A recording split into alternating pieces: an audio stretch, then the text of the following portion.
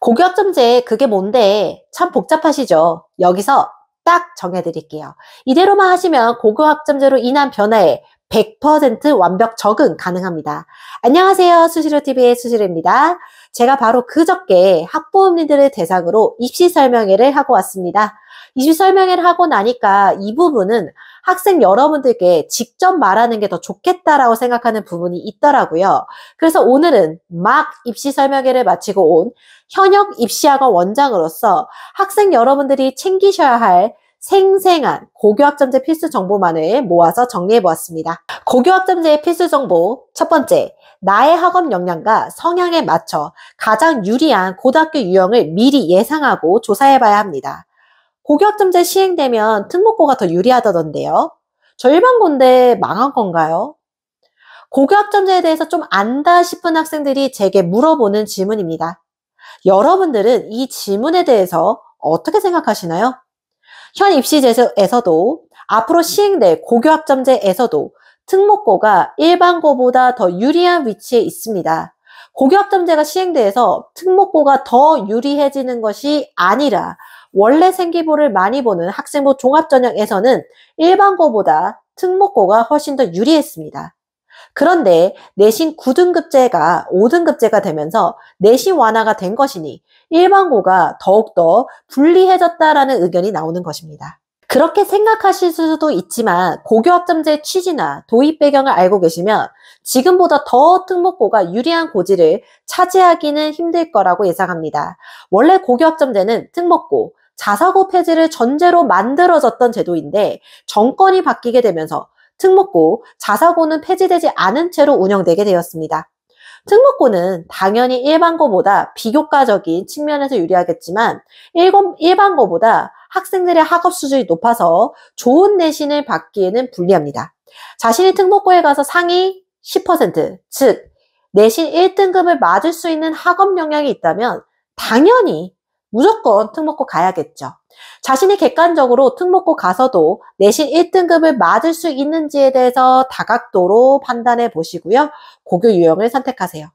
근데 내가 특목고 가서 1, 2등급의 내신을 도저히 맞을 수 없을 것 같다라는 생각이 든다면 교육과정이 좋은 일반고에 가서 1등급을 확보하고 비교과 활동을 채우는 게 유리하다라고 봅니다. 내 주변에 일반고만 있는데 어떤 학교의 교육과정이 좋고 선택 과목이 무엇이 있는지 궁금하실 거예요. 특목고와 인터넷상에 엄청나게 자료가 많지만 일반고는 그렇지 않잖아요. 그런 곤란함을 겪고 있는 학생 여러분들에게 여기서 수시로TV만의 꿀팁을 드리고자 합니다.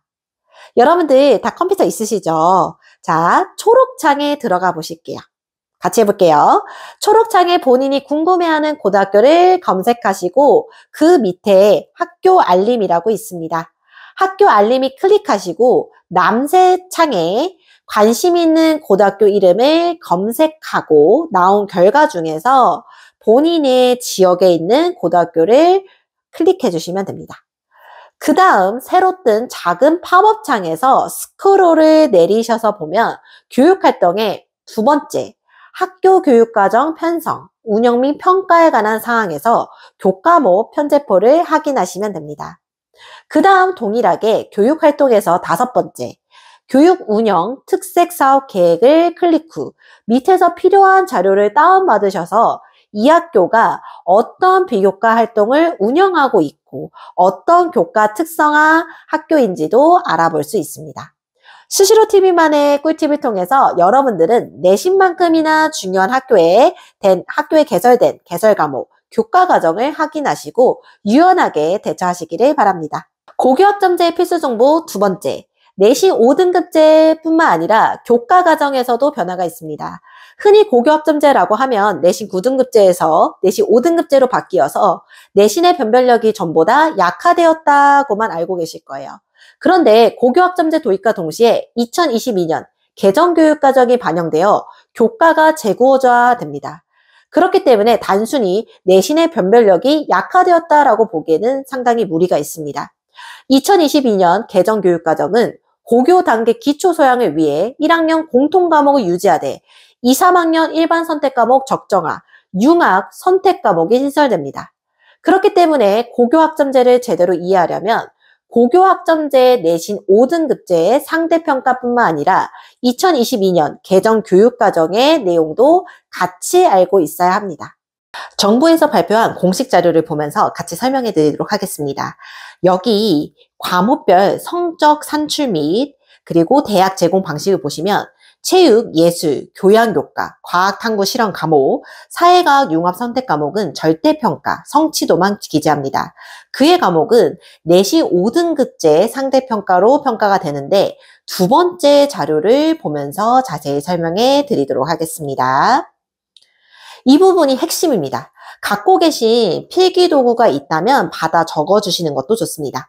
1학년 공통과목은 지금처럼 똑같이 상대평가로 평가가 되며 마찬가지로 과학탐구 실험도 절대평가로 평가될 예정입니다. 근데 2학년, 3학년 때 일반 선택 과목뿐만 아니라 진로 선택 과목까지 내신 5등급제 상대평가로 평가되게 됩니다. 지금 고등학교 선배들은 1학년 때 공통과목, 2학년 때 일반 선택 과목을 듣고 3학년 때 주요 과목 몇 개에다가 진로 선택 과목을 듣는데 진로 선택 과목이 절대평가예요. 그렇기 때문에 1, 2학년 때 내신 9등급제 상대평가에서 빡세게 공부하지만 3학년 1학기 때는 절대평가인 진로 선택 과목이 있으니 상대적으로 내신에 대한 부담감이 덜합니다. 그러니 지금 06년도 선배들은 3학년 1학기 때 내신을 공부하면서도 수능 최저를 준비하거나 생기부 내용을 보완하는 게 가능해요.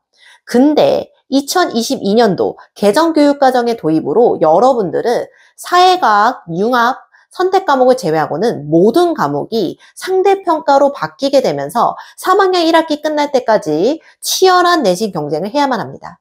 그렇기 때문에 비교과 활동을 지금 선배들처럼 3학년 때 몰아서 하기보다는 1, 2, 3학년 때까지 꾸준하게 내신과 비교과 활동을 챙겨주셔야만 합니다.